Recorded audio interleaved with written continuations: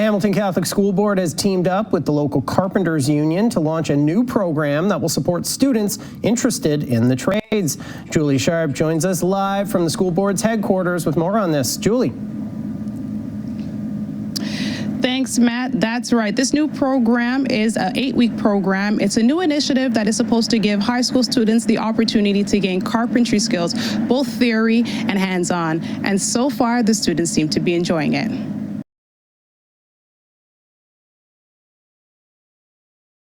Hello everyone, welcome back to the channel. Now, today we will continue to talk about the big issue finally coming face to face in the automotive industry, especially now in Wisconsin, where this story is from. A staunch realization that with the shortage of skilled auto technician, they have come face to face with it. This problem has been building for over a decade, and now they only found out by their own doing that it's impacting not just businesses but also an entire community. We're going to break it down. So today's video feature, I always do reaction to the news features, which they have been coming around slowly, but only doing part to podcasters such as myself and others, taking it upon ourselves to actually bring it to you. Again, today's feature is brought to you by NBC News 12. Thanks to them. And before we dive right in, if you're new to the channel, please subscribe. And if you have to run before the end of this particular video, please do me a favor and show me that thumbs up. The algorithm will really appreciate it. Now, take a look at our first feature here. Decade, auto technician businesses in Wisconsin have been experiencing a lack of educational programs and shortage of skilled employees. I spoke with Nicolay Technical College to learn more about the issue. Chris Kalasa is an automotive instructor at Nicolay. He said when he started back in 2012, the automotive technician program looked very different.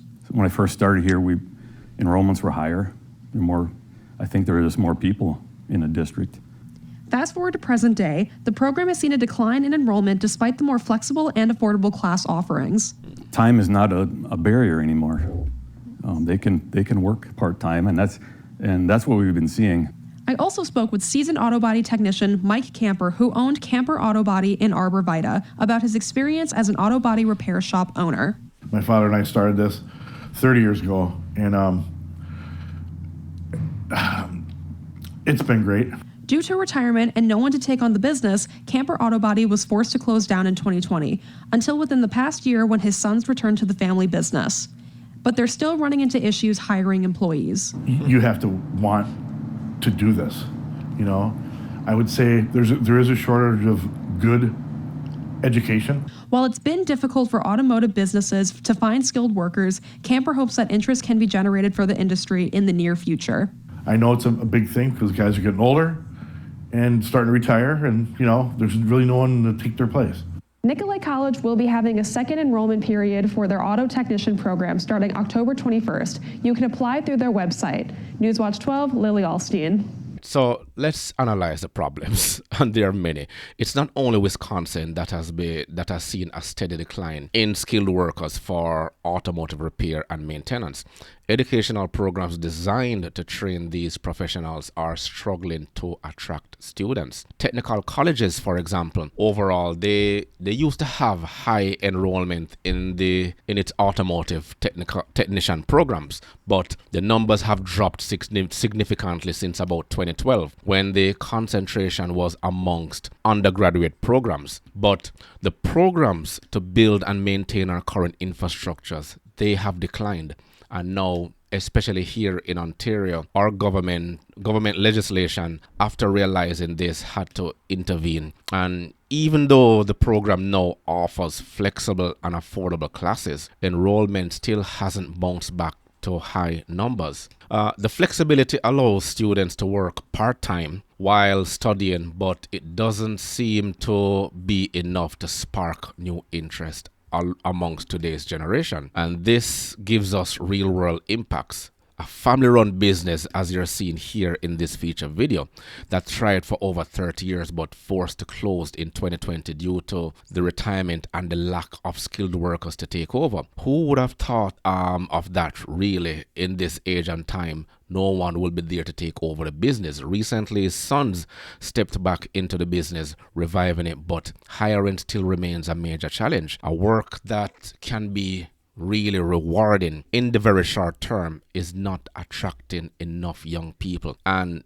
in this video, he pointed out that the older technicians are retiring and there's no one ready to fill their shoes. Now, if only they could address the pay, the salary, how much a mechanic will make, how much respect a mechanic will get after going through a 4 years of automotive qualification requirement. All these valid questions that have fallen on deaf ears. The broader implications are that this shortage is creating ripple effects across the entire industry. Businesses are finding it harder to actually keep up with the demand, leading to longer repair times and increased costs for customers. In some areas, small repair shops are closing altogether, and this means anyone who goes in should be milking it right now. Car sales are low, but with so many people holding on to their existing cars, then service repairs and parts should be at an all-time high right about now. On the flip side, this is actually creating opportunities for those willing to enter the field,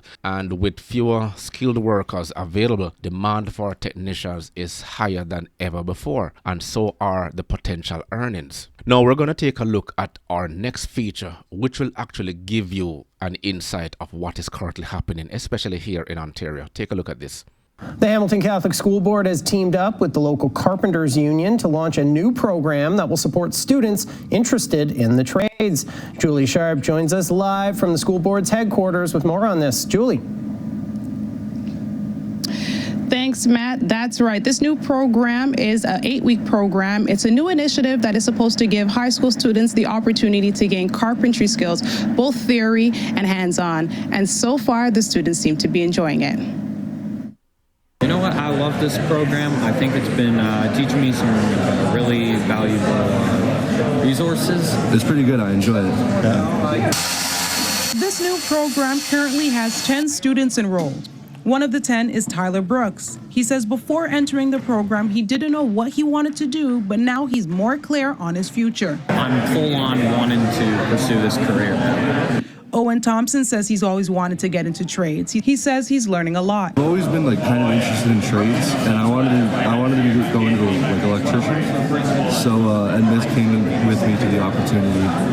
So I was like, okay, I might as well take it. I'm learning how to do framing, put up framing and all that, and we're starting to learn the math part now.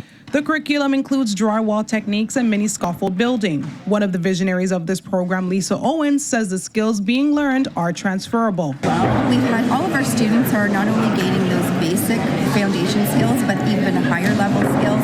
A lot of the students thought they would like to go into other trades, but are now going into Okay, let me pause it right there. So many things going through my mind. I haven't watched all of it, so this is the first time I'm watching this with you. I probably watched the first 30 seconds and I said, yes, this sounds like a good feature. But these programs aren't new. Basically, when I was in high school way back in the 1980s, that's how old I am. These programs were a staple in high school. When I was in high school, I learned technical drawing, but there was already woodwork, metalwork, electrical engineering going on in high schools. They're taking them out of high schools, I believe, in the early 2000s. For what reason, I don't know. And this is a ripple effect. Now, imagine getting out of high school, going into a program that there's a job already waiting there for you with 100% guarantee. This was what was happening back before the early 2000s. Someone will actually leave high school, have a job waiting for them, and they will actually do a job like this while supporting a family of 4, a family of 5, one income. And then there's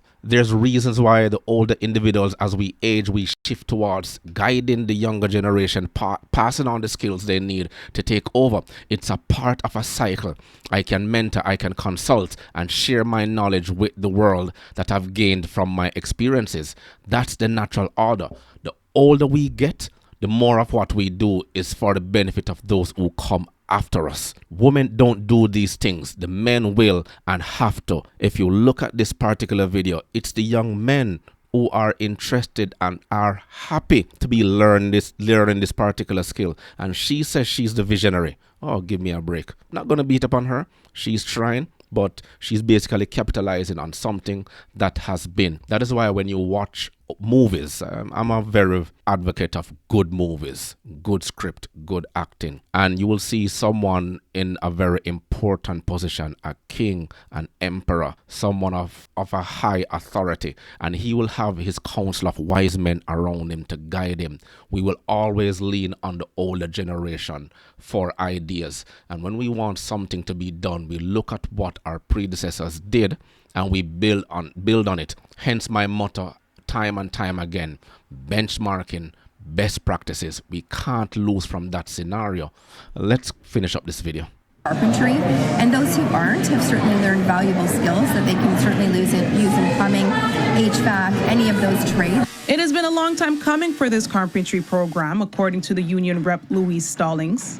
Building a Strong Foundation is a new partnership pilot program for us with the Hamilton Wentworth Catholic District School Board. We're really excited. It's been something that's been in the works for some time. We started this program in 2023, and we finally, in May of this past year, moved forward with that, the launch, and then in August we recruited our students. So I'm excited that it's happened. The chair of the board, Patrick Daly, says it's a priority to provide opportunities for all students, those who want to go into post-secondary and for those who want to go into trades. It really is a big priority of our board to promote young people, at least to consider, a future in the skilled trades. And really this is the fruit of that good work. Adam Durant with Hamilton's Economic Development Division says, back in 2016, 185 youth were working in carpentry out of 1,700 people total. And back in 2021, there were 230 youth working in carpentry out of 2,025 people. But the industry is still facing some challenges. Even though we have those 230 youth carpenters, we have about 400 who are age 55 and older. So we see a bit of a demographic challenge coming down the road where the number of youth coming in is not going to necessarily keep up with the number of older workers who might be looking to leave the labor force down the road. Durant says this initiative is a step forward for the carpentry field. A program like this is absolutely what we want to see coming up. It's being driven by industry. It's being delivered in partnership with a local school board. That's the recipe for getting youth interested in the trades and getting them into apprenticeships and completing those apprenticeships as well. So you're looking at this here. It's the boys that have a natural biological instinct to build, repair, and work with their hands. We lost our way when we tried to equalize men and women. Yet schools have 70 to 80% teachers and women, plus more than 50% household led by single mothers. But here's the real issue. If Gen Z and Gen Alpha aren't interested in learning these particular skills and are picking up the torch, we're in deep trouble. They're the ones who will actually inherit the reins of our society. And if they're unprepared, everything we've built falls apart. And the blame for that doesn't just lie with them, it lies with us as an older generation. We've allowed this drift to happen. But let's also be real. Feminism in its current form has played a major role in pushing younger generations away from skilled practical jobs. I'm so happy, like a woman like these, you're seeing stepping up, taking responsibility. You're seeing her here on the screen. For decades, we've been told that traditional roles, including those in the trades, were outdated or oppressive to some instance. The message has been that success lies only in white-collar careers or academic achievement, dismissing the value of hands-on work. The result is a whole generation disconnected from the very skills and industries that hold our society together. Let's be real. Why spend 4 years and rack up tens of thousands of dollars in debt when you can actually become an electrician, a plumber, or a mechanic and start earning a solid income after just a couple of months or even a couple of years? You'll be well off after such training. One of the sad reality is that it's a very touchy topic, but boys raised by single mothers may never know what skilled trades are unless they were influenced by a male authority in their life. This, my friends, my value listeners and those who are watching, is one of the reasons why our modern society is failing. So Programs like these can play a big role in addressing the skills gap, but it's not just about getting students in the door. Industry as a whole has to change the overall perception about working in the automotive repair and other skills trade. So the shortage of skilled auto technicians isn't just a Wisconsin's problem. If you've been following my videos, you've seen it happening across the entire North American continent. And if this trend continues, it will affect everyone who owns a car, from higher repairs to fewer local shops, which is currently happening. And if you're someone considering a career change or just entering the workforce, this could be a great time to explore opportunities in the automotive repair. The demand is there and it will continue to grow. It's not going away anytime soon. Engineers build, mechanics maintain what we all take for granted. As usual, please let me know your thoughts in the comments below. Have you seen similar issues in your area? Remember to grab a copy of my ebook, The Parts Manager Guide. Please smash that like button on your way out. It will only take you 1.5 seconds to do so. Until next time.